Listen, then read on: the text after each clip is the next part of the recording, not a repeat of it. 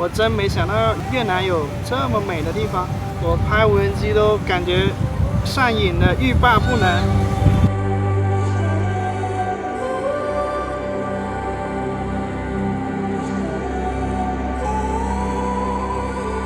尽量坐这种中巴啊，这个便宜才4万。加速闯越南第18到20集里，我从河内搭过夜火车来到了越南西北高原地区的老街省，并分别探索了中越边境小城云南河口瑶族自治县和老街省老街市。其实我最主要的目的地是距离老街省约38公里的沙巴镇。沙巴是位于越南西北高原山区的云顶小镇，群山连绵，常年云雾缭绕。山谷较低处的山坡上布满令人惊叹的水稻梯田，越南最神秘的高山少数民族，并生活在梯田簇拥的乡村之中。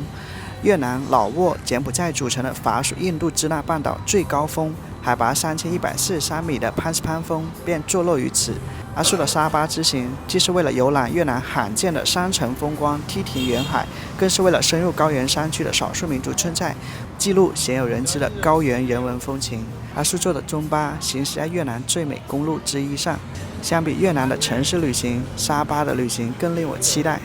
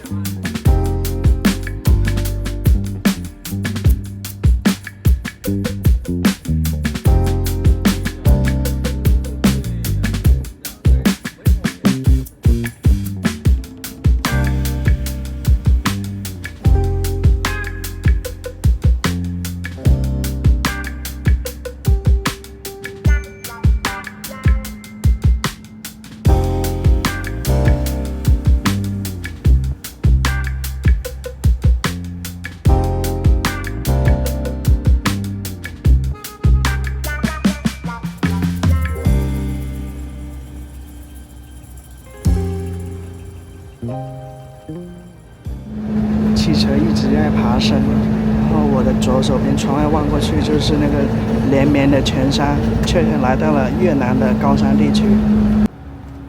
很多人知道沙巴，只知道这是越南最负盛名的旅行胜地，其实它曾是法国殖民军的军事基地。在1903年，法国殖民军首次发现沙巴，并把它作为军事气象基地。直到1909年，法国殖民当局将沙巴发展为高原度假区，模仿大乐等避暑山城，修建了别墅、疗养院、教堂、火车站，并确立了沙巴的高原疗养胜地的形象。一战和二战期间，法国人持续开发沙巴，留下了不少的法式建筑。然而，大部分建筑在1950年代越南独立战争期间被摧毁和废弃。奠边府战役后，法国撤出越南，沙巴归属越南政府。在1979年中越战争中，沙巴作为战略地区受到一定的波及，旅游业完全停滞。在这期间，沙巴是一个被遗忘的边远高原小镇，仅有少数民族维持传统生活。到1993年，越南政府开放沙巴对外国游客重新规划为旅行目的地。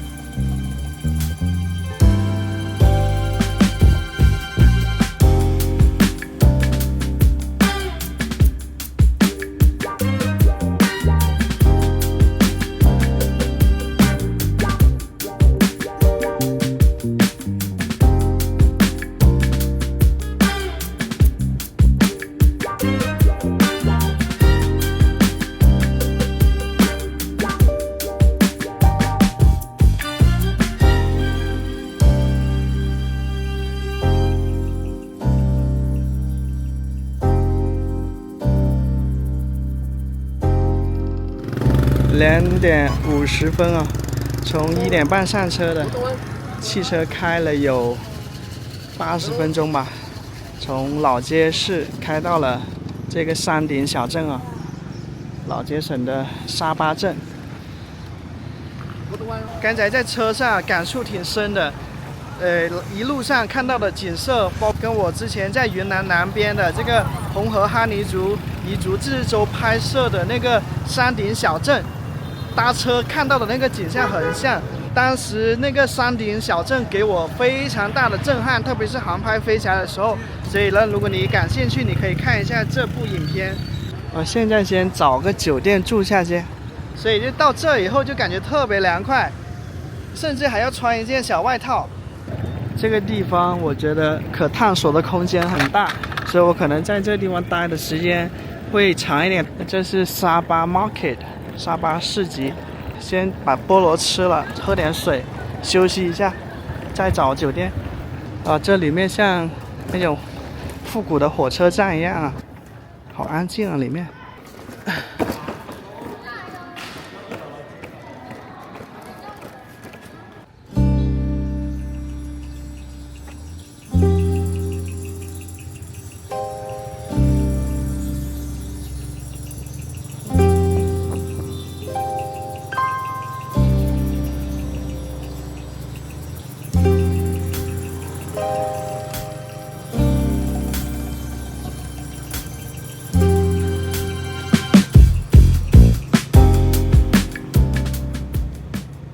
沙巴镇隶属于越南西北部的老街省，它的镇中心海拔约1500米到1600米，周边的山脉海拔约2000米以上，属于喜马拉雅山系的南沿山脉，称黄连山脉，其最高峰就是我们前面提到的潘斯班峰。沙巴镇位于中南半岛北端边境山区，是一个风光秀丽的高原小镇，其地形由深切的峡谷、云雾缭绕的梯田以及悬挂于山腰的少数民族村落组成，赫蒙族、瑶族、农族等，构筑了越南最具人文特色的高山景观。其气候为温带山地气候，在热带越南非常罕见，这里是越南极少数能看到冬季下雪的地区。这的风像是空调吹出来的冷风。哇，你看沙巴这个山顶小镇啊，挺漂亮的，欧美游客很多啊。这里是一个小湖泊，真的是依山傍水的，很秀美。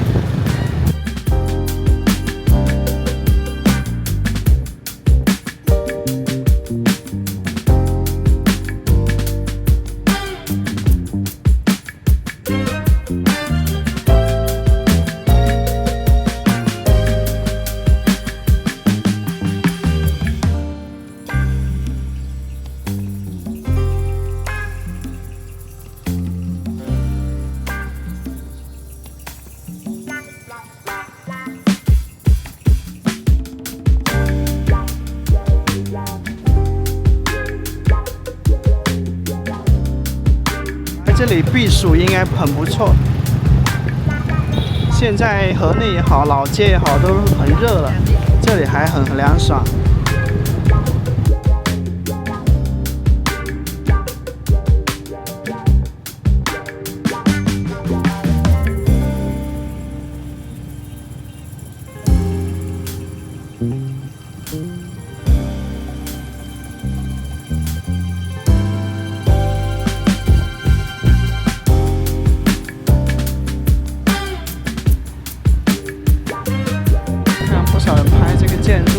建筑有来头的。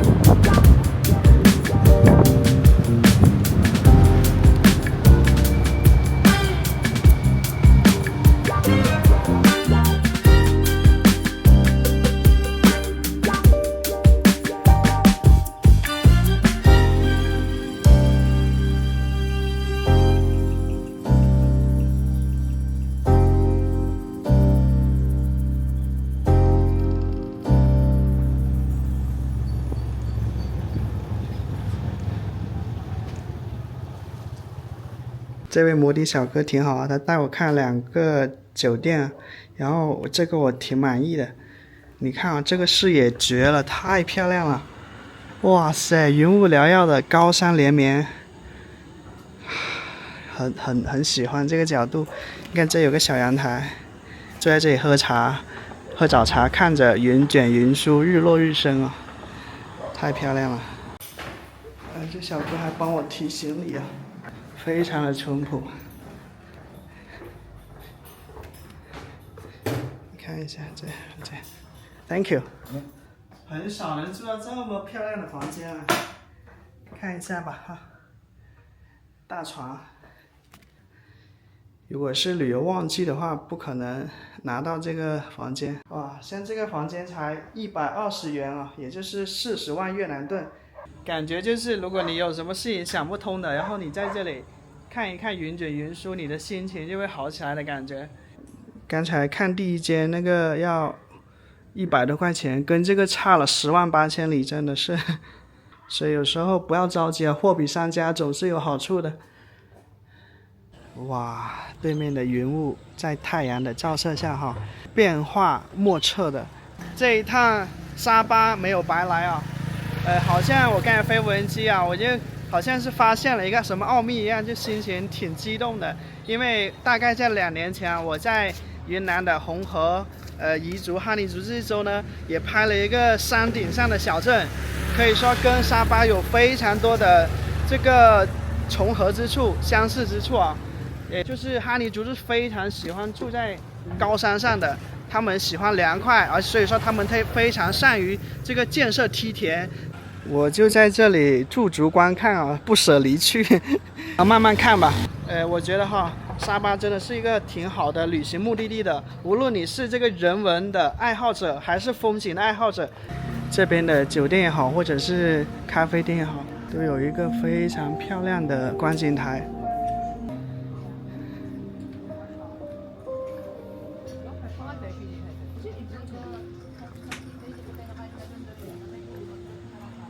很喜欢沙巴的一个原因是，这里的气候太舒服了，太适合避暑了。像现在整个广西也好，越南也好，都挺热的。在爬坡说话还是比较吃力的。沙巴虽然是一个镇啊，但是这里的话也是什么都应有尽有。这边小摊啊，烤红薯是用那个锡纸烤的，然后烤鸡蛋、玉米，还有虾饼。这个建筑真的是犹如一面巨大的山崖一样啊，突然出现在眼前。星巴克确实挺有实力的，在每个城市最显眼的位置就是它的，我不知道属不属于它的中心的一个广场啊。这里车水马龙的一派非常繁忙的景象，然后有各种小路四通八达，通向不同的方向。20。哦，哈哈哈。Shopping lah, you buy one. 好的。Besar. Cheaper.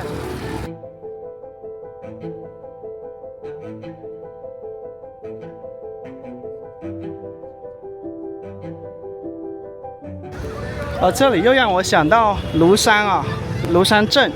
这庐山也是在山顶上的一个小镇。老奶奶卖帽子。这个风很像空调吹出来的。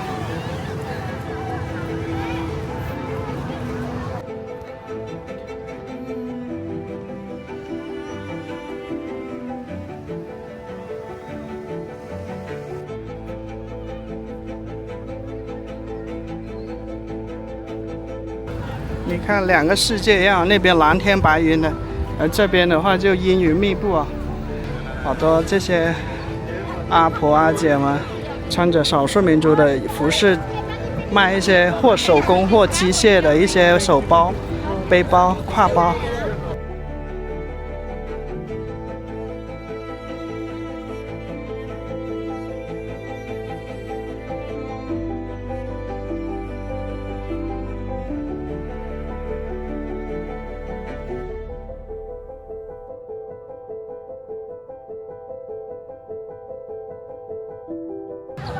这雾越来越重了。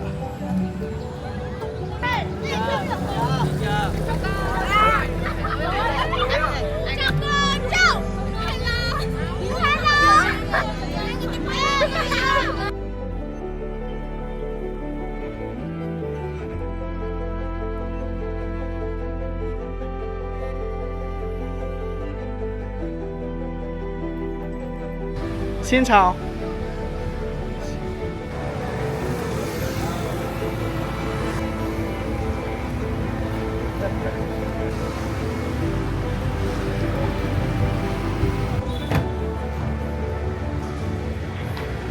法国给越南留下很多的印记啊，就是整个越南境内啊，到处都是这种大大小小的咖啡馆。越南人呢，不论男女老少，起来先在街边喝杯咖啡，开始一天。来到了刚才看到那个小池塘边上，在这里花草丛明的，挺好。哇！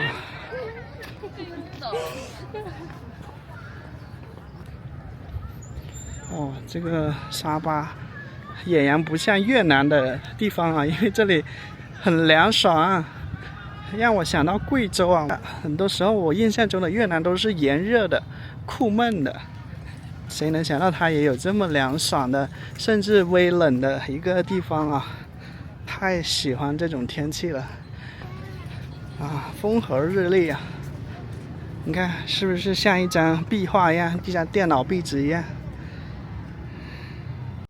天气预报显示，今天沙巴的气温为16到22摄氏度，这个气温很宜人，特别舒服。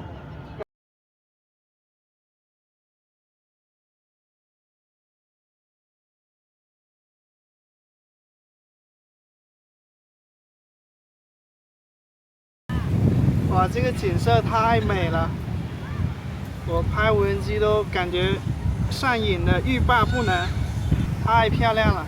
我真没想到越南有这么美的地方。我以前对越南的美景的印象停留在沙滩海岸，它也有这种高山之美。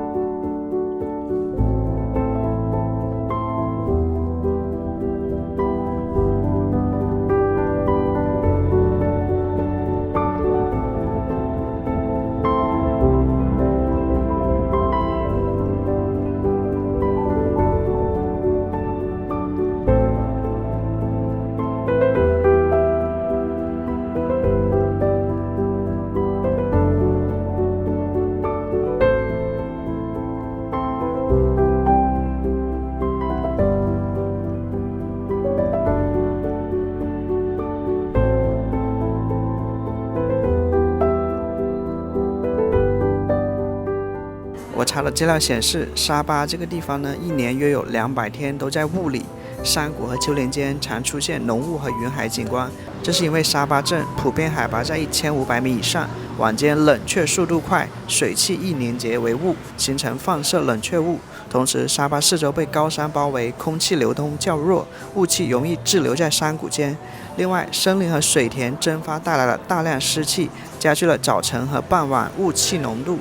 除了沙巴镇，位于热带地区的越南，在热带季风和高原地形的作用下，不少地方呢都常被大雾笼罩，比如巴拿山、潘西潘峰、合江省、山罗省、大乐。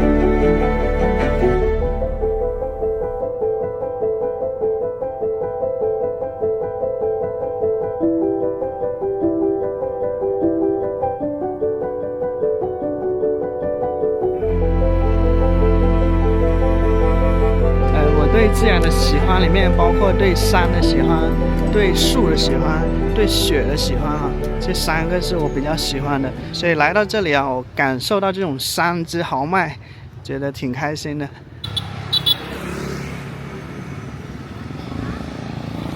我现在要去的一个地方就是刚才很像火车站的一个建筑，那里有一些很有人文气息的一个集市啊，这里简直是洋人的一个在越南的后花园啊，物价低，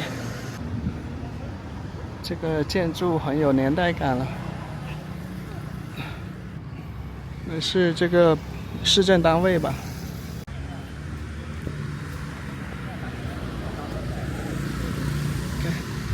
越南的一些只要是游客多的地方啊，它都格外的干净整齐啊。起初以为越南的自然风光的天花板是下龙湾啊，当我来到沙巴，我发现下龙湾也不一定是天花板，就各有千秋啊。这停车场啊，这里有好几个排球场，还有网球场。这个是真花啊，你看啊，前面那个小山头啊，露出像喀斯特地貌的这种纹理啊。在停车场的这个地方种点小菜。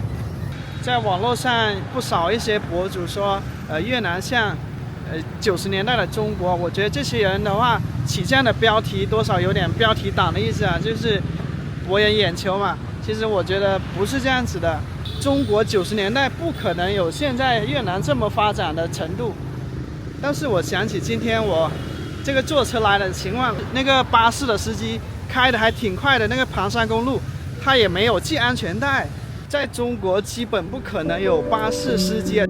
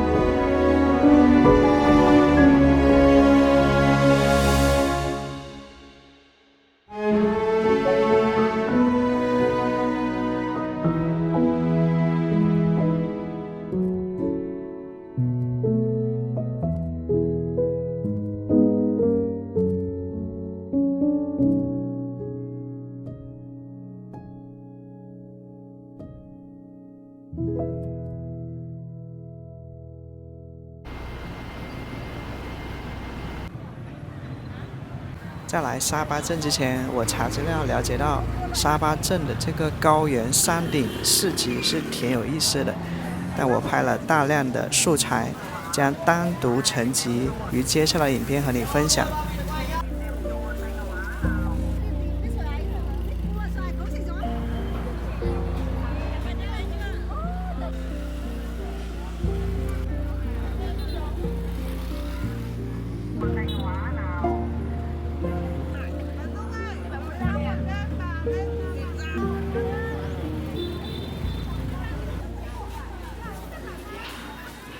真是万万想不到啊！接近夏天的越南居然还有冷的时候，现在就感觉好想披一件小外套了，皮肤冰凉冰凉的。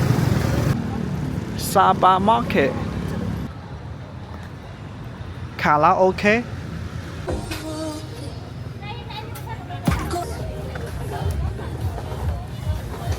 而且韩国游客还挺多的，台湾游客也不少。日本游客，发现越南的很多景点都是挺国际化的，国际游客特别多。烤玉米、烤青椒，万物皆可烤，还烤那个燕饺、烤鸡翅。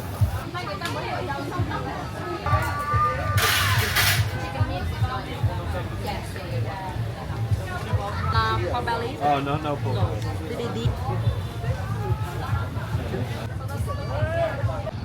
华灯初上的沙巴镇，云雾把这个城市、这个县城装点的变幻莫测啊！忙碌不停的人们，那烤法棍，我看越南人的家庭用餐都是席地而坐的。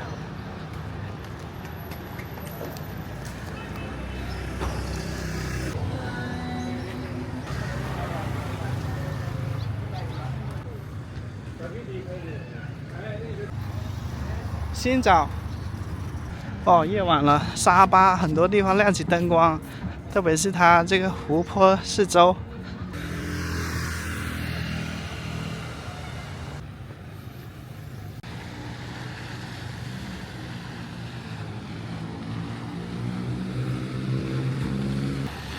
喷泉表演。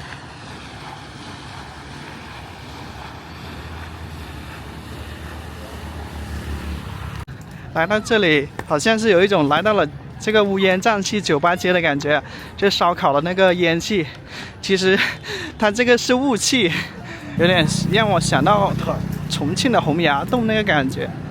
哇，这个夜晚是灯红酒绿啊！一曲少数民族的一些传统服饰的花纹，给我有一点那个叫赛博朋克感啊，赛博朋克感就是说它的灯光非常的华丽，具有未来主义感。在这里的话，还有一点那个意思啊。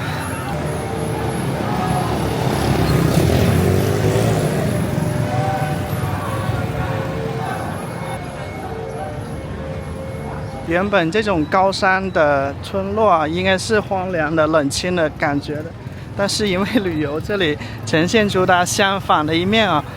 你看这灯光啊，氤氲着雾气。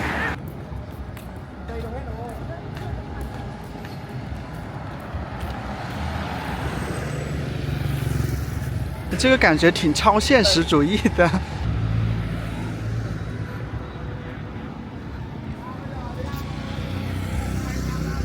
所以这里要拍照啊，要航拍啊，要中午的时候，那个时候雾气没那么多。到了早上跟傍晚，我感觉很多时候出现这种的情况的概率还不低。这个就是山顶村落聚落的一些特点，很像庐山。我在庐山住了3、4天嘛，就是天气飘忽不定的。你看白天就像黑夜，有时候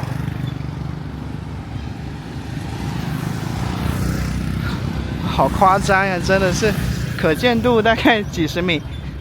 这还是很多亮灯的情况才有的。教堂也装饰上了灯光、十字架，感觉是一种宗教仪式，还是什么的。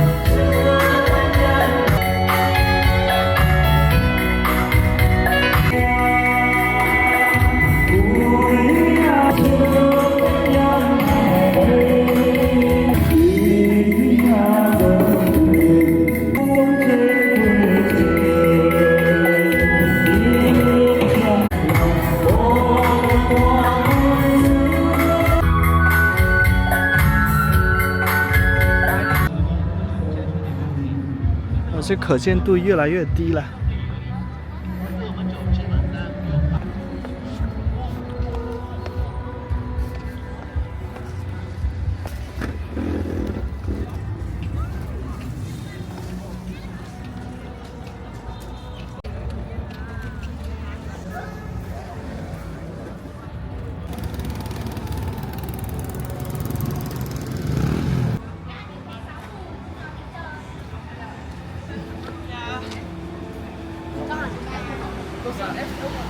吃个晚饭，这个烤牛肉。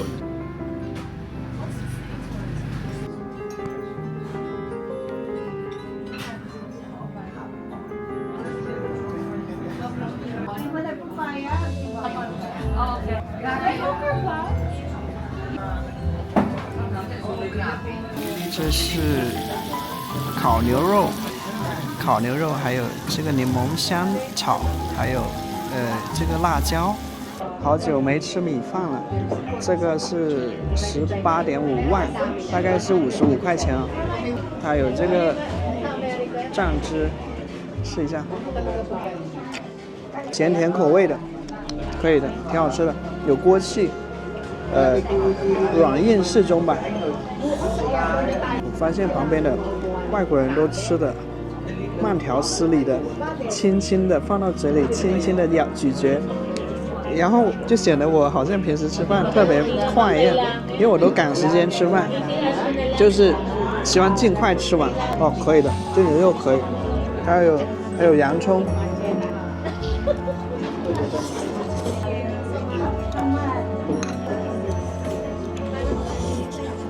这个越南的米饭给的挺小份的，可能是我太饿了，我感觉就几勺就快没了，这个肉都没吃到1/5，这个饭就快吃完了。这个牛肉好吃在它就是很好的吸收了这个汤汁啊，咸甜的汤汁，外加洋葱、青椒一些柠檬香草的香气。可能是好多天没吃过饭了，在河内，在整个越南都是吃粉，所以吃饭吃得特别可口。这个牛肉是真的下饭，第2碗饭了，对，吃的挺满足的。家里还有这个菠萝，还有背包上的芒果。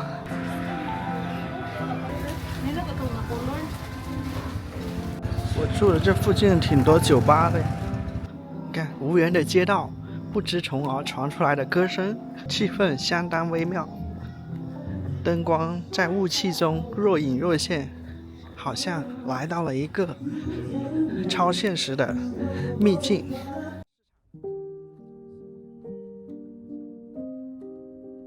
OK， 回到我的山景房啊，希望明天雾气没有啊，不然这个山景房就缺少意义啊。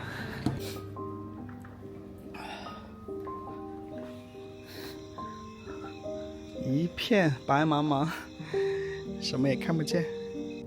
看到房间还有2袋咖啡，这2包茶吧。这样就把这个跟卧室区隔开来了。这地面好干净啊，都发光了。有3袋水果，芒果、凤梨，还有那天买的李子，根本吃不完。雾气散开了一点，那些酒店的灯光亮起。他们都不配签折，浇一点上去啊。它是那个脆的芒果，很脆。那凤梨特别甜，吃2口就很腻了。这些酒店的楼房散布在山坡中，面对着一言不发的大山啊，这个感觉挺好，放空自己。